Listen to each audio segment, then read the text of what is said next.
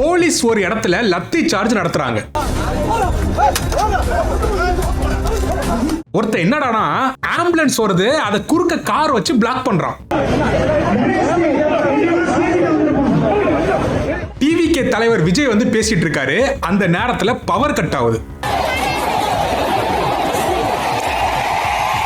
விஜய் அவர்கள் அவருடைய வாகனத்துல பிரச்சாரம் பண்ணிட்டு இருக்காரு. அது பக்கத்துல ஒரு குழிங்க. கூட்டத்திலிருந்து ஒருத்தர் விஜய் மேல செருப்பு தூக்கி வீசுறாரு.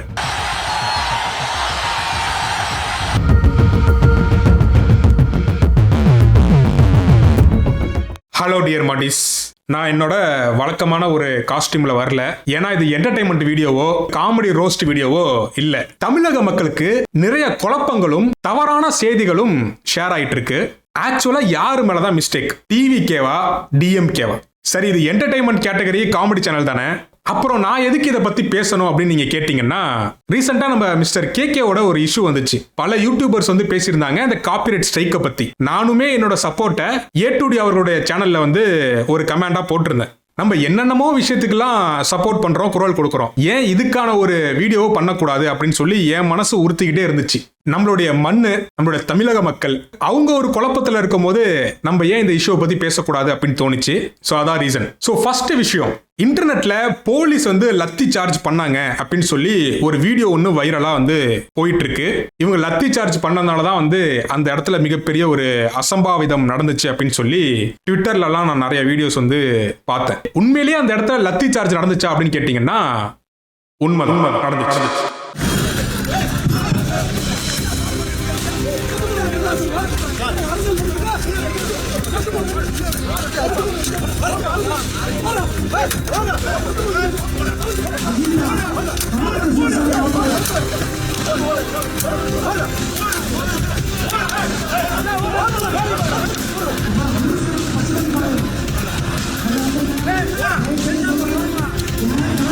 ஓகே, இதுதான் அந்த சம்பவம் நடந்தது. இதை பார்க்கும் போது நம்மளுக்கு எவ்வளவு வெறி வருது, எவ்வளவு கோவம் வருது. என்னடா போலீஸ் இப்படி ஒரு அநியாயத்தை பண்ணிருக்காங்களே அப்படின்னு சொல்லி உங்க ரத்தம் கொதிக்கும். இதை பார்த்து நிறைய பேர் ட்விட்டர்ல பயங்கரமா ஷேர் பண்ணிட்டு இருக்காங்க. போலீஸ் வந்து அடிச்சுட்டாங்க, போலீஸ் அராஜகம் அப்படின்னு சொல்லி. ஆனா உண்மையிலே நடந்த விஷயம் என்ன அப்படிங்கறத இப்போ டீடைல்டா பார்ப்போம்.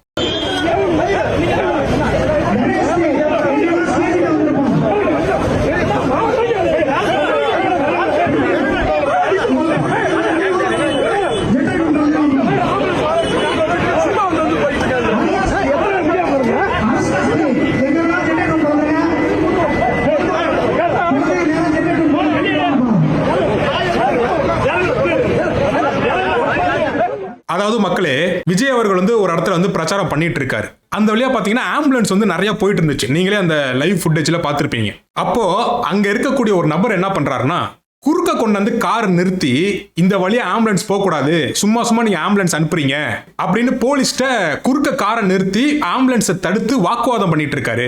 ஏன்பா, அங்க நிறைய பேர் ஆம்புலன்ஸாக போராடிட்டு இருக்காங்க, மயக்கம் போட்டு விழுந்துட்டாங்கன்னு எவ்வளவு சொல்லி பாக்குறாங்க. அந்த நபர் போல. அப்புறம் ஒரு கட்டத்து மேல அந்த ஒரு போலீஸ் டென்ஷன் ஆகி, ஏன்டா நாங்க இவ்வளவு கஷ்டப்பட்டு இருக்கோம், ஆம்புலன்ஸ் ஒன்னு உள்ள அனுப்ப, நீ என்ன இப்படி பண்ணிட்டு இருக்க அப்படின்னு சொல்லி அப்ப பண்ண அந்த லத்தி சார்ஜ் தான் நீங்க இப்ப வீடியோல பார்த்தது. வெறும் வந்து போலீஸ் அடிச்சுட்டாங்க அப்படிங்கிற ஒரு வீடியோ மட்டுமே வந்து வைரலா வந்து ஷேர் ஆயிட்டு இருக்கு. இப்போ உண்மை என்னங்கிறது உங்களுக்கு தெரிஞ்சிருக்கும். ஒரு விஷயம் நம்மளுமே புரிஞ்சுக்கணும். ஒருத்தவங்க வந்து சும்மா ஆம்புலன்ஸ் வந்து உள்ள விடுவாங்களா அப்படின்னு கேட்டீங்கன்னா, எனக்கு தெரிஞ்சு அப்படி நடக்கிறதுக்கான வாய்ப்பு வந்து மிக மிக குறைவு. ஸோ ஏதோ ஒன்று உள்ள நடந்திருக்கு, அதனால ஆம்புலன்ஸ் போகுது. ஸோ அப்படி இருக்கும் போது அந்த சமயத்தில் டென்ஷன் ஆகி நடந்த சம்பவம் தான் அந்த சம்பவம். இரண்டாவது விஷயம், விஜய் அவர்கள் பேசிட்டு இருக்கும் போது பவர் கட் ஆச்சு. பவர் கட் ஆச்சா? இது எதிர்கட்சியோட சதிதான். விஜய் பேசுறத கேட்கல, பவர் கட் பண்ணிட்டாங்க. செந்தில் பாலாஜினால பவர் கட் ஆயிருச்சு. அவ்வளவுதான், ஸ்பீக்கர் கட் பண்ணிட்டாங்க. எதுக்கு ஸ்பீக்கர் கட் பண்ணோம்? நாமக்கல் எல்லாம் அவ்வளவு நல்லா நடந்துச்சு, இங்க ஏன் நடக்க விடல? எதுக்கு இத்தனை ஆம்புலன்ஸ் போகுது? ஏன் மக்கள் இவ்வளவு தூரம் கஷ்டப்படுறாங்க? ஏன் இந்த ஊர்ல மட்டும் இந்த மாதிரி நடக்குது? இதுக்கு ஒரு விடிவு காலமே கிடையாதா? 2026 தலைவர் வருவாரு, எல்லாத்துக்கும் பதில் சொல்லுவாரு. அப்ப இருக்கு எல்லாத்துக்குமே. விஜய் அவர்கள் பேசிட்டு இருக்கும் போது பவர் கட் ஆனது அது உண்மையான ஒரு விஷயம் தான். அதனால அங்க இருக்கக்கூடிய தொண்டர்கள்லாம் ரொம்பவுமே கொந்தளிச்சாங்க. இதுல அவங்க சைடு நியாயம் இருக்கு. ஆனா உண்மையான விஷயம் நடந்தது என்ன தெரியுமா?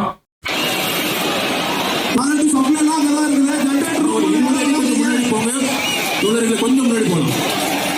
வார்டு 2 ரூமுங்க, யாரும் வராதீங்க, கரெக்டெல்லாம் இருக்கு.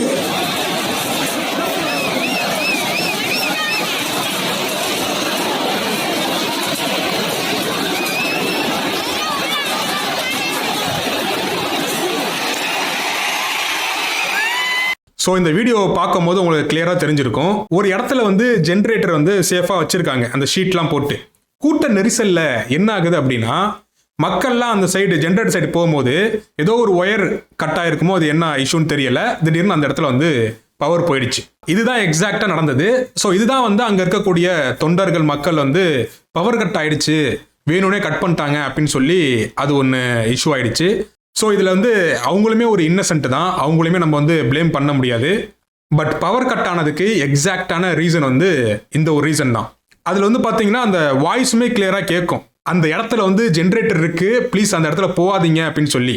ஈவன் ஏதாச்சும் வந்து அங்கே ஷார்ட்டேஜ் ஏற்பட்டுருந்துச்சு அப்படின்னா கரண்ட் ஷாக் கூட வந்து அடிச்சிருக்கலாம். ஸோ நல்ல வேலை அந்த மாதிரி ஒரு பெரிய சம்பவம் எதுவும் நடக்கலை. நான் இங்கே நடுநிலையாக பேச வந்திருக்கேன்.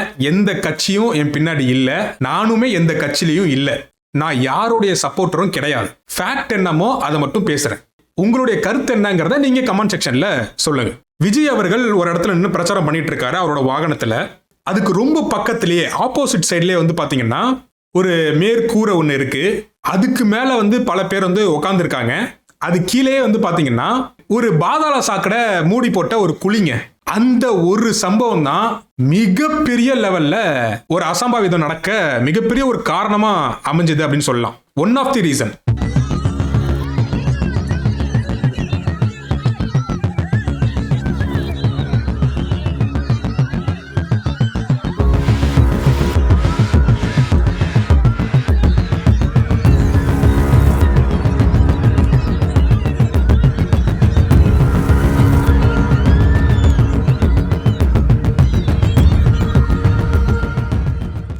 ஆக்சுவலாக வந்து பார்த்தீங்கன்னா 10 பேர் வந்து பார்த்தீங்கன்னா அந்த குழிக்குள்ளே விழுந்திருக்காங்க. ஒரு பாதாள சாக்கடை மூடி அது அன்ஃபார்ச்சுனேட்டாக வெயிட் தாங்காமல் கீழே இறங்கியிருக்கும் போல, அல்லது அதுலேருந்து தடுமாறி விழுந்திருப்பாங்க போல. 10 பேர் கிட்டத்தட்ட அந்த குழிக்குள்ளே விழுந்துட்டாங்க. ஸோ விழுந்தோடனே என்னாச்சு அப்படின்னா அங்கே இருக்கிற கூட்டமே வந்து பேனிக் ஆகுது. அதில் கூட்ட நெரிசல் ஏற்பட்டு பல பேர் வந்து மயக்கடிச்சும் விழுந்திருக்காங்க.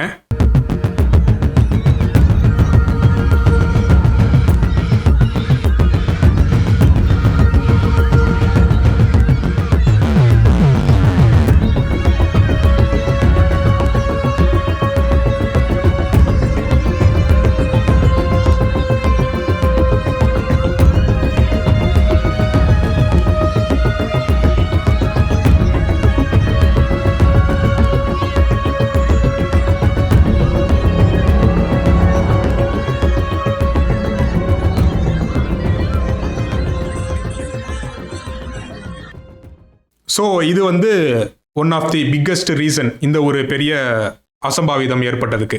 இதை பற்றி டீட்டெயிலான கவரேஜும் ஒரு நியூஸ் சேனல் வந்து எடுத்திருக்காங்க. இங்கே வந்து கழிவுநீர் செல்லக்கூடிய ஒரு வாய்க்கால் சரியாக மூடப்படாமல் ஒரு சில இடங்கள் இருக்கிறது. அதே நேரத்தில் இந்த மேற்கூரைகள் எல்லாம் சரிந்திருப்பதை பாருங்கள். இது மேலே நின்றவர்கள், இது மேலே ஏறி நின்றவர்கள் அப்படியே வந்து சரிந்து விழ ஃபைனலா வந்து பாத்தீங்கன்னா விஜய் அவர்கள் மேல கூட்டத்திலேருந்து ஒருத்தர் வந்து செருப்பு தூக்கி வீசுறாரு விஜய் அடிக்க. இந்த விஷயம் உண்மையிலே ஒரு தவறான ஒரு விஷயம். அவ்வளோ ரசிகர்கள் சுத்திலும் இருக்காங்க. அந்த நபர் விஜயோட ஹேட்டரா இருக்கலாம், இல்ல வேற கட்சி நிர்வாகியா இருக்கலாம், தொண்டரா இருக்கலாம். ஆல்ரெடி அங்க ஒரு பெரிய ஒரு கூட்ட நெரிசலே இருக்கு. அந்த இடத்துல இப்படி வந்து ஒரு விஷயம் பண்றது அப்படிங்கிறது அது பண்ணவங்களுக்கே பேக் ஃபயர் ஆகலாம். அந்த கூட்டத்தில் இருக்கிறவங்க அந்த நபரை ஏதாச்சும் பண்ணியிருந்தா என்ன ஆயிருக்கும். ஸோ இந்த விஷயம்லாம் தான் இன்டர்நெட்ல மிகப்பெரிய வைரலா போயிட்டு இருக்கு. ஆக்சுவலா நான் ஃபர்ஸ்ட் இந்த வீடியோல காட்டின 3 விஷயங்கள் இருக்கு இல்லையா, இந்த ஆம்புலன்ஸை தடுத்து நிறுத்தினது, போலீஸ் லத்தி சார்ஜ் பண்ணது, அதுக்கப்புறம் டிவிகே தலைவர் விஜய் பேசிட்டு இருக்கும் போது பக்கத்துல குழி இருந்தது. இந்த 3 விஷயமும் வந்து பாத்தீங்கன்னா ஒண்ணுக்கு ஒண்ணு இன்டர் கனெக்ட் தான். ஏதோ ஒரு விஷயம் எங்கேயோ நடக்குது, அதனால கரெக்டான டைமுக்கு ஆம்புலன்ஸும் வரது டிலே ஆகுது. அங்க இருக்கக்கூடிய அந்த நபரும் வந்து பாத்தீங்கன்னா சும்மா ஆம்புலன்ஸ் விடுறாங்க போல உள்ள இடைஞ்சல் பண்றதுக்கு அப்படின்னு சொல்லி அவரும் வந்து போலீஸ்ட வாக்குவாதம் பண்றது. இதனால சில காலதாமதம் ஏற்படுது. அங்க ட்ரைனேஜ் குழி இருக்கு, அந்த பாதாள சாக்கடையோட மூடி இருக்கு அப்படின்னு தெரியாம அங்க பல பேர் நின்று 10 பேர்கிட்ட அந்த குழியில விழுந்து இது மாதிரிதான் வந்து அன்பார்ச்சுனேட்டா கிட்டத்தட்ட இப்ப நான் ரெக்கார்ட் பண்ற டைம் வரைக்கும் 38 பேர்கிட்ட இறந்துருக்காங்க. ஆக்சுவலா இதுல வந்து யாருடைய மிஸ்டேக் இருக்கு அப்படின்னு என்கிட்ட கேட்டீங்கன்னா, யாரோ இன்டென்ஷனா பர்பஸா பண்ணணும் அப்படின்னு சொல்லி எந்த ஒரு இன்சிடென்ட்டும் பண்ணல.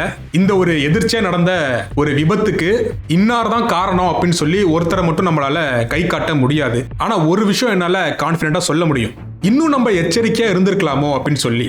ஏன்னா சின்ன சின்ன குழந்தைகள் இறந்து போயிருக்காங்க, கிட்டத்தட்ட 8 குழந்தைகள் போல. அவ்வளவு குழந்தைகளோட பேரண்ட்ஸ் அது கண்டிப்பா ரெஸ்பான்சிபிலிட்டிங்க, அது தவிர்க்கவே முடியாது. எல்லா வீட்லயும் ஒரு சின்ன குழந்தை இருக்கும், விஜய் அங்கிளை பார்க்கணும் அப்படின்னு சொல்லி சொல்லுவாங்க. நம்ம தான் கொஞ்சம் வந்து அவங்களை நார்மலைஸ் பண்ணி அதெல்லாம் வேண்டாம், இந்த மாதிரிலாம் நடக்க வாய்ப்பு இருக்கு அப்படின்னு சொல்லி நீங்க தான் கண்ட்ரோல் பண்ணி உட்கார வைக்கணும். அதுக்கப்புறம் கர்ப்பிணி பெண்கள், வயசானவங்க, 40 வயசுக்கு மேல 50 வயசுக்கு மேல இருக்கிறவங்க, இதெல்லாம் நம்ம மானிட்டர் பண்ணி தவிர்த்திருக்கலாம். அதே மாதிரி அந்த இடத்துல கண்டிப்பா இன்ஸ்பெக்ஷன்லாம் நடந்திருக்கும். ஆனா யாருமே வந்து இப்படி ஒரு இடம் இருக்கு, அங்க அந்த குழி இருக்கு அப்படிங்கறத, ஐ மீன் அந்த பாதாள சாக்கடை மூடி இருக்கு அப்படிங்கறத கவனிச்சிருக்கல.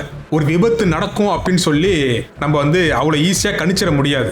ஆனா அந்த விபத்தை குறைச்சிருக்கலாம், அவாய்ட் பண்ணிருக்கலாம். இவ்வளோ பலி எண்ணிக்கைங்கிறத வந்து கண்டிப்பாக அவாய்ட் பண்ணிருக்கலாம். கூட்டத்துல குழந்தைங்களை கூட்டி வந்திருக்க கூடாது, வயசானவங்க வந்திருக்க கூடாது, வீட்டுல சொல்லாம வந்திருக்க கூடாது. நமக்கு நம்மளோட உயிர் முக்கியம், ஃபேமிலிக்கு நாம முக்கியம். அது மட்டும் இல்லாம இப்போ வந்து குழந்தைங்களுக்கு லீவ் டைம் போல, சோ குழந்தைங்க ஆசைப்படுது அப்படின்னு சொல்லி கூட்டு வந்துட்டாங்க. இந்த மாதிரி ஒரு துயர சம்பவம் வந்து நடந்திருக்கு. இதுக்கு ஒரே சொல்யூஷன் என்ன அப்படின்னா, இன்னும் ஸ்ட்ரிக்டா மானிட்டர் பண்ணும். போலீஸ் மட்டும் இல்ல, டிவிக்கு தொண்டர்களா இருக்கட்டும், மத்த நிர்வாகிகளா இருக்கட்டும், எல்லாமே ஸ்ட்ரிக்டா மானிட்டர் பண்ணணும். குழந்தைங்க வரக்கூடாதுன்னா வரக்கூடாது, கர்ப்பிணி பெண்கள் உள்ள வரக்கூடாதுன்னா வரக்கூடாது, வயசானவங்க வரக்கூடாதுன்னா வரக்கூடாது, மரத்து மேல ஏறக்கூடாதுன்னா கூடாது. இது மாதிரி ஸ்ட்ரிக்டா மானிட்டர் பண்ணா மட்டும்தான் நம்மளால ஆக்சிடென்ட்டை தவிர்க்க முடியாது, மிகப்பெரிய சேதத்தை நம்மளால கண்டிப்பா குறைக்க முடியும். ஒருத்தர் மட்டும்தான் பழி ஏத்துக்கணும் அப்படிங்கிறது அது கரெக்டான விஷயம் கிடையாது. எல்லாருக்குமே ரெஸ்பான்சிபிலிட்டி இருக்குல்ல. எல்லாருமே சேர்ந்தா மட்டும்தான் ஒரு நல்ல சமூகத்தை நம்மளால உருவாக்க முடியும். எய்தாப்புல வரவும் மோதிதான் மண்டையில அடிபட்டு ஒரு நபர் இறந்துட்டான் அப்படின்னு சொல்றதை விட, அந்த நபரும் ஹெல்மெட் போட்டிருந்தா ஒருவேளை உயிர் தப்பி இருக்கலாம் அப்படிங்கறது நம்ம எடுத்துக்கணும். ஆனா எனக்கு ஒரு விஷயம் வருத்தமா இருந்தது என்னன்னா, டிவிகே தலைவர் விஜய் வந்து திருச்சிக்கு வந்தாரு, சம்பவம் நடந்துருச்சு, இவ்வளவு பேர் இறந்துட்டு இருக்காங்க, அவங்க வந்து பிரஸ்ஸை அவாய்ட் பண்ணிட்டு போனது அவருக்கு வந்து மிகப்பெரிய ஒரு நெகட்டிவா அமைஞ்சிருச்சு. ஸோ இதை வச்சு எதிர்கட்சிகள், மக்கள்லாம் வந்து இவர் இப்படி பண்ணிருக்க கூடாது அப்படின்னு சொல்லி அவர் மேல பிளேம் பண்றாங்க. நானுமே அதுதான் நினைக்கிறேன், அப்படி பண்ணிருக்க கூடாது. ஒரு 1-2 வார்த்தையாச்சும் அவர் பேசியிருந்தாரு அப்படின்னா மீடியா இதை வந்து பெரிய விஷயமா விஜய் அவர்கள் பேசல அப்படின்னு சொல்லி எடுத்துட்டு போயிருக்க மாட்டாங்க அப்படின்னு நினைக்கிறேன். சோ ஒரு நல்ல சமூகத்தை உண்டாக்குறது நம்மளுடைய எல்லாருடைய பொறுப்பும் தான். நான் இந்த வீடியோல எதுவும் மிஸ் பண்ணியிருந்தாலும், இல்ல நான் சொன்ன தகவல்கள் உங்களுக்கு தவறா பட்டாலும் மறக்காம கமெண்ட் செக்ஷன்ல கமெண்ட் பண்ணுங்க. இது உங்களுக்கு சரி அப்படின்னு பட்டுச்சுன்னா மற்றவங்களுக்கும் ஷேர் பண்ணுங்க. அடுத்த வீடியோல பார்ப்போம். நன்றி.